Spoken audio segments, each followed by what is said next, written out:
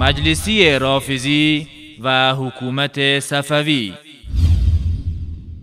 اگر دیده می شود که در کتابهاشون تمجیدی از سلطانی از سلاطین صفویه کرده اند، اولا از کجا که خود ایشان نوشته باشند این تمجیدها را، چه بسا ناسخها، کاتبها، نویسنده هایی که کتابی می نوشتن اینو در اول کتاب می آوردن. و ثانیاً مرحوم علامه مجلسی رضوان الله علیه وقتی که به این شیوه می بینن معارف زلال و ناب شیعه در اقطار عالم منتشر و پخش میشه و هیچ راهی ندارد جز این خودشون فقیهن، صاحب نظرن، وظیفه خودشون رو بهتر میدونن، شرایط زمانشون رو بهتر درک میکنن. ما حق نداریم برای این بزرگوارها تعیین تکلیف بکنیم، خودشون بهتر وظیفهشون رو میدونن. اگر مجلسی و امثال او از سلاطین صفوی تمجید نکنند، چه کسی تمجید میکند؟ بینندگان گرامی، مذهبی که شاهان و سلاطین صفوی به ایران وارد کردند با ایرانیان کاملا بیگانه بود. ایرانیان شیعه نبودند و هیچ کتابی از شیعیان در ایران یافت نمیشد، بلکه عموم مردم ایران اهل سنت و جماعت بودند و اگر هم عده‌ای اندکی از شیعه یافت میشد با ذلت و تقیه زندگی می نمودند، تا اینکه شاه اسماعیل صفوی به زور شمشیر و با جنایات بی‌نظیرش مروج مذهب شیعه اثناعشری شد.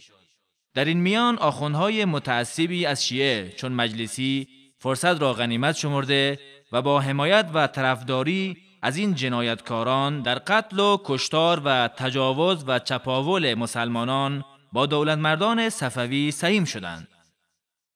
تشیع صفوی از کجا سرچشمه گرفت؟ تشیع صفوی را قزلباشان از خارج ایران و از محیطی که سنی ستیزی در اوج بود به ایران آوردند. بیشترین گروه از روستاهای جنوب لبنان بودند که با کوله‌باری از بغض و نفرت و سنی ستیزی به ایران آمدند و با نفوذ به دسته‌های قزلباشان مسئولیت امور دینی از تبلیغ و تدریس و افتاء را به دست گرفتند. نمونه ای از جنایات صفوی ها. پس از آن که صفوی ها پا به عرصه سیاست ایران نهادند، امام علی رضی الله عنه که تا آن زمان در مقام امام اول شیعه و خلیفه چهارم پیامبر صلی الله علیه و سلم بود، به مقام الوهیت ارتقا یافت.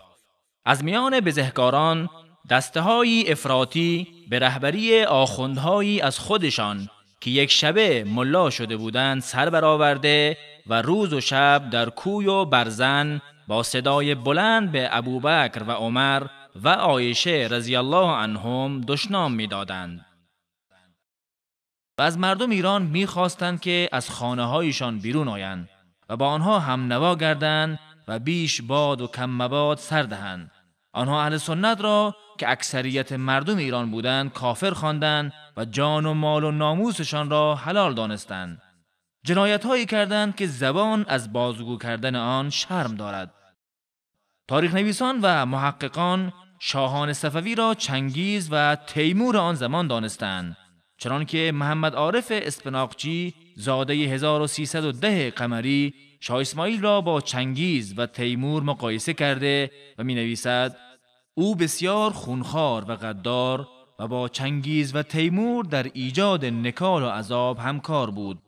آدمی را زنده زنده کباب کردن و دو درخت را به زور چند نفر مثل فنر به هم پیوسته و دست و پای آدمی را به آن درختها بسته، بعد درختها را رها کرده آدمی را طولانی دو شقه نمودن و زنده زنده در دیگ جوشاندن و انسان را از جای بلند سرازیر آویخته، گردنش را به سنگ سنگینی بسته و سرش را کندن و از شرمگاه آویختن، همه ایجاد شاه اسماعیل صفوی است.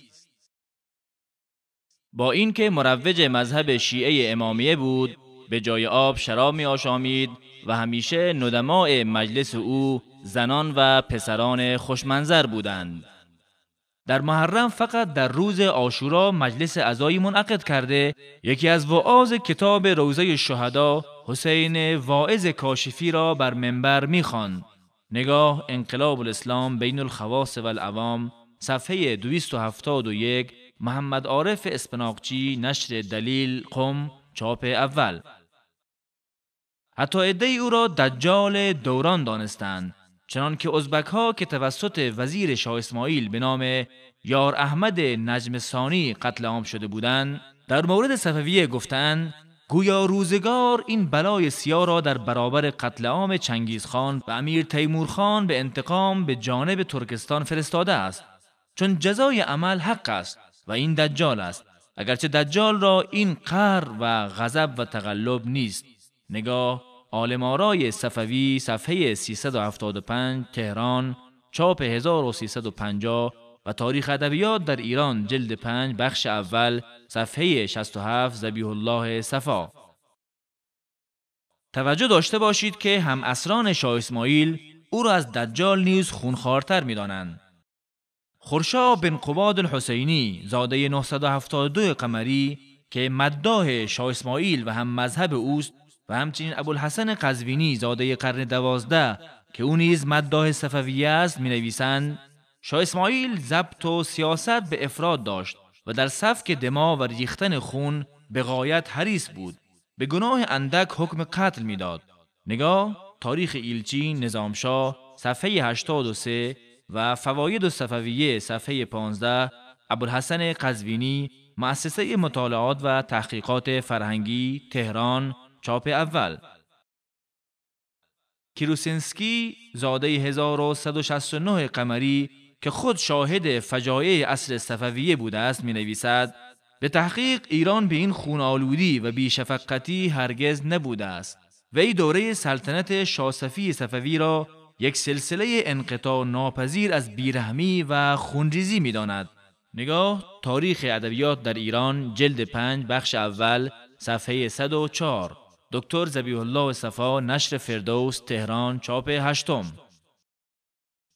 محمد رضا نصیری در مورد شاه صفی میگوید به عبارت دیگر عصر شاه صفی عصر نسل کشی و حکومت ترور و وحشت، توطئه، ناامنی و بی‌اعتمادی توده مردم به دستگاه حاکمه بود.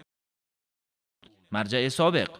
خمینی در یکی از سخنرانی‌هایش درباره شاه عباس صفوی میگوید و من گمان ندارم در تمام سلسله سلاطین حتی یک نفرشان آدم حسابی باشد. منتها تبلیغات زیاد بوده است. برای شاه عباس آنقدر تبلیغ کردند، با اینکه در صفویه شاید از شاه عباس بدتر آدم نبوده. در قاجاریه آنقدر از ناصرالدین شاه تعریف کردند و شاه شهید و نمیدانم امثال ذالک. نگاه صحیفه امام جلد 19 صفحه 434 مؤسسه تنظیم و نشر آثار امام خمینی تهران. راست گفت ولی دروغگوست.